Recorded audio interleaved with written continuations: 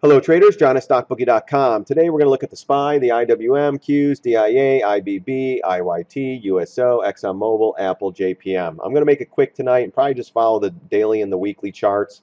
It's been the same crap for the last couple weeks, so there's not really much to say. But let's get right into the time frames. We follow the daily, weekly, monthly, and we do technical analysis here at StockBookie.com. So we're above the moving averages, 20, 50, 200. That's what we follow again. But the one thing I'm looking at, one thing I'm noticing, we're still on light volume. It tried breaking up, and we broke out here on the jobs number. Couldn't get any follow through. We popped up here, made a little topping tail.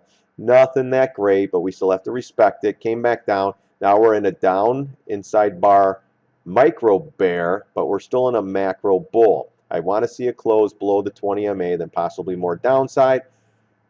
Either way, upside is limited, maybe 120 or 220, 225 area. If you're not short the SPY, you could get short here, but expect to add more if this thing goes up. I'm thinking 225 at the max move. But again, these are light volume markets. Anything can happen.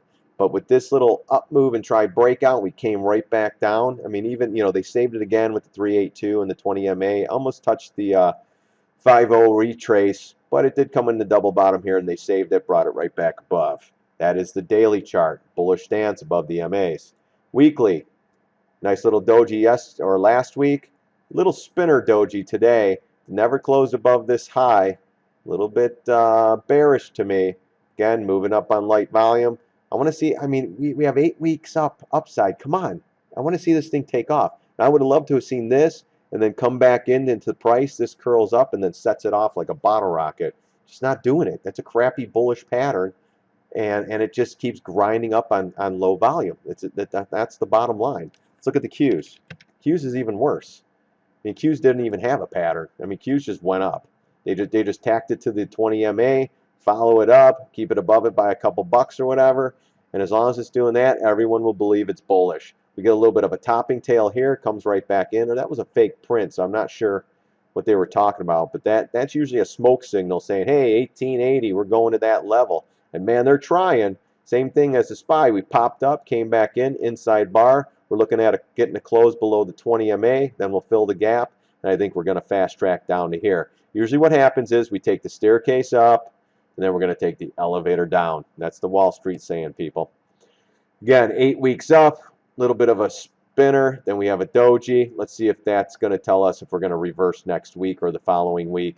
Still looking for some selling, but tough to sell in a dull market. That's the bottom line. But in the meantime, we're adding shorts and getting ready for the next downturn because it's coming. It's coming. So IWM, we talk about this one all the time too. Daily chart. Bullish pattern, tries to break out. Bullish pattern, tries to break out. Nice reversal, closes below this green bar. That's very bearish. Now we're in an inside bar bearish, but we're still in a micro bullish pattern above the MAs. So it's a little more bullish, but at these highs, a lot of times patterns fail. These patterns fail. Again, we're going to fast track down. I still think we're going to fill this gap down here and come down into this area around 108. That's my opinion. So does it really matter? Maybe. But I've been right more than I've been wrong, let me tell you. Not to pat my back, but I love this stuff, guys. I love technical analysis. I love looking at charts and trying to figure out where these stocks are going. Let's look at the weekly. Weekly, same thing, 8 weeks up, starting to slow down. I'm looking at this pattern too. Right here, where was it? Oh, this was a great inside bar, never confirmed, came crashing down. But look, it's kind of chops around, but see how it's just kind of, and then, kind of like here, it's pushing, and we pushed. The problem is light volume. Of course, it's going to move up on light volume. This is as a swing trader, you got to start adding up in these areas. We could possibly come up in here to fill the gap. Stocks love to fill gaps. We could possibly get there.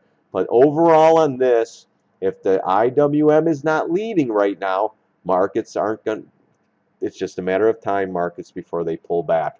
While the SPY was making highs, the Qs were making highs, the Dows were making the highs, this one wasn't. IWM should be leading the charts, not lagging. Let's go to the IYT, another lagger. Dow Jones Transports can't get above that 8,000 level. Where were we today? 79.30. So they're trying to march it towards there once again. Just can't do it. I want to get above that level and confirm. and then maybe I'll believe there's some sort of a breakout. But until we get heavier volume, it's just a bullshit float. And that's about it. That's my opinion. They're just floating this thing, getting everyone bullish, even CNBC. Remember, the Brexit. Holy cow, we took a poll. They're going to exit. Never happened. Oh my gosh, it's the end of the world. Bounces it straight up. You can't make this stuff up. I mean, they were like in panic mode right here. Holy crap, it's crashing. And all of a sudden, the magic happens. 3-bar surge, stops, consolidating in a bullish manner. Let's see if we can stay above these MAs. Stay above the 750 retrace. If we come back in, we're looking to get below the 138.24 and the 2 moving averages. We get past there, we're going to fast track down to somewhere into 133, 130.91, and then possibly back into the 125.93. So again, this is a lagging indicator, not good for the overall markets. Let's go to the USO. This one, RBC came out. Oh man, it's a buy. But why were you coming out up here around 1043? See, they come out here and they start getting bullish on it because they know there's gap fills and they know resistance is coming in. So they got to come out, and some talking heads got to upgrade oil, or some Saudi prince will say, "Oh, well, you know, we're gonna do this and whatever, blah blah blah." More talking heads getting people hyped up on oil, when in fact we're coming into some big resistance on these charts. So this area here you can short up in the 1162. You can short if you're not short already. You can wait for 1162. Then ultimately we could possibly get to the 1243, 1244 up into this area. I think that was actually 1247. And if we could get up in that area, you got to short. That's it. Period. This is a great spot right here again. But the one thing you got to look out for, we are making higher lows. So this will be another one that we're looking for. If this thing starts coming in, we're going to see if it cracks this. If it goes up, we're limited on upside. But with the hype and the CNBC, they could possibly push this a little higher. The monthly chart, still ugly, or a bearish pattern. You have an inside bar. I still want to see it close above this red bar, which is around 1179. And then we'll take it from there, reevaluate the chart, and see if we can move higher or lower. But again, another stretch chart going to the upside now, coming into this big breakdown bar. So if you're not short the USO, start to short it. In my opinion, of course. Let's go to the IBB. Down $1.35 today. I love the pattern on this chart. I mean, they got everyone on board. It's going to break out again. Here we go. Here we go. So this time they pushed it a little bit higher. Look at this. Some volume came in. I think this was like the Biogen thing. Someone bought them out or some crap like that. So they got a bid and just stayed up there. But look at that. We got to almost to the 300 number. Boom. Rejected. Came in. Inside bar. Bearish pattern. We're below the 20 MA. We're looking for confirmation. Excuse me. Then we're going right down to the 200 MA. Then I think we're going to 274.71. We'll fill this gap in right here. And then we'll wait for pattern and see what's happening. If this possibly goes higher, let's look at the weekly. Next stop is 304.46, 318, then possibly 331, and then gap fill here. If you're not short this stock or ETF and it gets back up in the gap fill right here, you got to short this thing, period.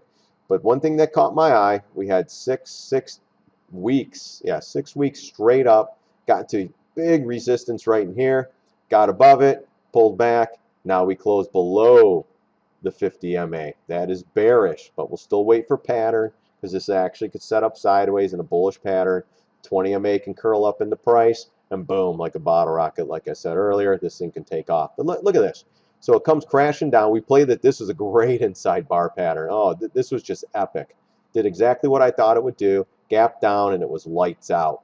Comes back up. Everyone's bullish. It's about to break out. You got to get in. Slam it in their face. Goes back up. It's about to break out. Oh my gosh, got to get in. Slams it in their face. Goes straight up. I think this is the next time they're going to slam it in everyone's face. It's going to be bars like this, where it's just like boom, boom.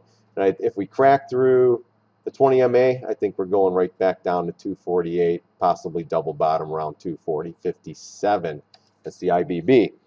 Let's look at ExxonMobil. This will caught my eye today. The USO was up, but ExxonMobil was a down 111. Had a nice little sell-off candle, but again, inside bar comes up, sells. Inside bar comes up into big resistance, fills the gap up in here, And what has happened? Boom, the next day comes crashing down. Not crashing, but a $1.11 down, 1.25%. This is telling me maybe, I mean, we had a nice reversal day outside bar, but closed below the low. This tells me it wants to come right back into double bottom. Then we're going down to the 84.53. If it goes up again, I'm expecting this thing to fill the gap here at 90.20. Then this is going to be big resistance right in here around 91 bucks. It goes to 91 bucks, you want to short this thing again. But we got to see, I'd like to see just one big push up into it, and then you can short it. If it kind of dribbles up into it, then it's a little bit tougher of a short. But again, this is weak, inside bar, bearish pattern overall, weekly chart, getting to be bearish. You do have a couple tails down here, but it's not at the all-time low, so I'm not too concerned about that. But you're looking for a recapture of the 20. If it retraces, then you're, anywhere up in this area as well. You could short it 94, 95. On the daily chart, you could follow those areas too. Let's go to JPM. JPM, same thing, down 9 cents, nothing special. Trying to make a move. I mean, it right here tried, came back in, inside bar, bearish pattern, macro bull, micro bear. As long as it stays above the moving averages, it should continue up. If this pattern fails, it's going to bomb. You still have a gap up in here right around, let's see, 66.60. Then you have this pivot around 67.30. But again, JPM a leader, lagging. This should be leading, not lagging. It's a leader. It's the real Bank of America. Come on. Weekly chart, you can see a little bit better. Lagging, not good. Broke out, never got above these pivots. I want to see it above these pivots and keep going. Looks like we did fill the gap though, at least on the weekly. But let's see if we could get above that 66.04 and then we'll talk. Let's go into Apple. Apple, same thing. Daily chart, trying to get above this gap fill. Got up there, little tail up there, nothing special. Came back in, a little bit of a micro bear, macro bull, above the MA, still in a strong stance. Moving up on light volume though, so you got to keep an eye on this one. When these start coming in, they're all going to come in fast and furious. This one here, got above, barely closed above this high, which is 108.97. Well, closed it by like 40 cents. I'd like to see some follow through. If Apple was that strong, come on, Apple. You're 3, 4, 5, 6, 7, 8 weeks up. You're getting tired, buddy. Getting tired. So as everyone's coming in, you got a little bit of distribution probably coming in on this, and they're just taking their profits. Why not? I wouldn't doubt if Buffett's even up there taking profits wherever he came in at. But that's Apple as well. Let's look at, well, you know what? Let's look at the gold. I haven't looked at that one in a while. The GLD. Again, chopping around. We have an inside bar pattern. We're getting below the 20 MA. It's in a bullish stance above the 50 and the 20, but you have an inside bar coming in, so this one could possibly start to break down. Let's look at the weekly. Weekly, just chopping and slopping around. This has an inside bar bearish or bullish pattern, but with some tails on here, that's telling me we could possibly pull back to 125.24. If this thing pulls back into the 123 area, you could probably go long on this, but we still have to look how pattern's setting up, and I just don't want to jump in a trade just because. Let's see what else. Gosh, and just to think, we had this one in December right around 101 bucks, and we sold, but man, look at that, just kept going. That was pretty incredible. But anyways, guys, thanks for watching my videos. I hope I'm helping some people out there with my technical analysis. That's all we do here. I don't follow the news. I don't follow anything. Earnings reports, we do play those sometimes. We kind of stay out of them. It depends on what the chart looks like, basically. But again, thanks everybody for watching. If you have any questions or comments, send me an email, stockbookie@gmail.com. Thanks again, everybody. God bless. See you on the charts.